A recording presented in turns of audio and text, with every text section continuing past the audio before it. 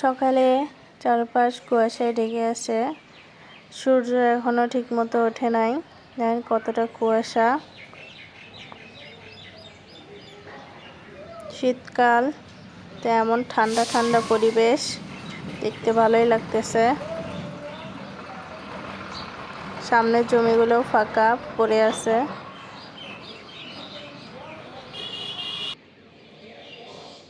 আসসালামু আলাইকুম সবাইকে। আপনারা সবাই কেমন আছেন? আশা করি ভালো আছেন। আমি ছাদে আসলাম আবারও গাছে পানি দিতে। দেখে আমার গাছে ফুল ফুটছে, অনেক সুন্দর লাগতেছে ফুলগুলা।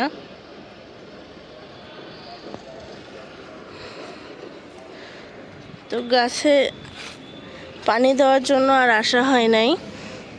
এই যে আমার গাছের বেগুন, 2টা বেগুনই ধরছে। গাছগুলো এখনো বড় হয় নাই। আরেকটা জিনিস দেখাই আপনাদেরকে, আমার ছোট্ট গাছে সিমের ফুল আসছে এবং সিমও ধরছে। এই যে সিমের ফুল, প্লাস এর পাশে সিম ধরছে। অনেকগুলো ফুলই আসছে ছোট্ট একটা গাছে। তো দেখি ছাদের গাছে পানি দিতে দিতে আপনাদেরকে দেখাই কি কি গাছে কি কি ফলন হইল, আবার কত বড় হইল। আজকে সকালে কুয়াশা ছিল, এখনো আছে। তো চলেন পানি দেই। এখানে আমি পাইপ সেট করে নিলাম, অনেক পাইপ দিয়ে পানি দিব যতদূর যায়। আমার সব গাছে পানি দেওয়া হইল। এখন দেখাই আপনাদের কদু গাছগুলোর আপডেট। কদু গাছগুলো ভালোই বড় হচ্ছে। এটা অনেকটা বড় হয়ে গেছে, উপরে উঠে গেছে। এখন এইগুলার মাচার ব্যবস্থা করতে হবে। তো বিকালে আইমানের আম্মু সহ আসবো, দেখি মাচার ব্যবস্থা করা যায় কিনা। যেহেতু আইমান অসুস্থ ছিল কয়দিন, এর জন্য আর উপরে আসা হয় নাই। তো কালকে আম্মুরা চলে গেছে, তো আম্মুরা আসছিল ছাদে, তো দেখে গেল গাছগুলা। তো এই যে আইমানের আম্মুর গাছে গোলাপের শুভেচ্ছা নেবেন সকলে। পাপড়ি পড়ে যাচ্ছে। আপনাদের কার কার গোলাপ ফুল পছন্দ অবশ্যই জানাবেন। শীতের শুরুতেই গোলাপ ফোটা শুরু হয়। তো এই গাছে 4টা গোলাপ ফুল ফুটছে, অনেক সুন্দর লাগতেছে। তো সবগুলো গাছে পানি দিতে মোটামুটি আমার অনেকক্ষণই সময় লাগলো, যেহেতু বেশি করে পানি দিতে হবে।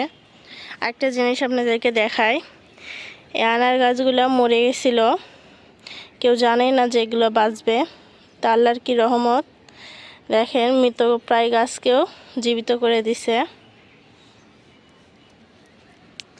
এইদিকে ধান তুলতেছে আর এইখানে ধান শুকাইতে দিছে।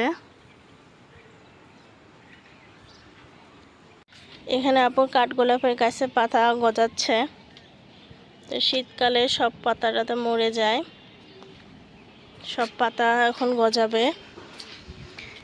এইদিকে সজনে গাছের ফুলগুলো বড় হয়ে গেছে, কিছুদিন পর ফুটবে, আশা করি সজনে ধরবে। ওই পাশে কালো কালো জমির মতো দেখা যাচ্ছে, এগুলোতে শীতের সবজি লাগাইছে। 2 দিন হইল, মনে হয় সরিষা ফুল লাগাইছে। এখন দেখা যাক কি হয়। তো এখন আমি নিচে চলে যাব, মানে চাচুকে খাবার দিব। আমার সব কাজ শেষ, ছাদের পানি দেওয়া, পাইপটাও তুলে নিছি। এখন নিচে যাই। নিচে খাওয়া দাওয়া গোসল করে আসলাম, দেখে আমার ছাদে ঘুম আসছে। থেকে উঠে ওর আব্বু বাথরুমে গেছে, তো শুনতে পাইছে, এখন কান্না করতেছে।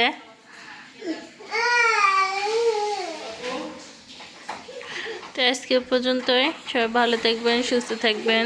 আল্লাহ হাফেজ।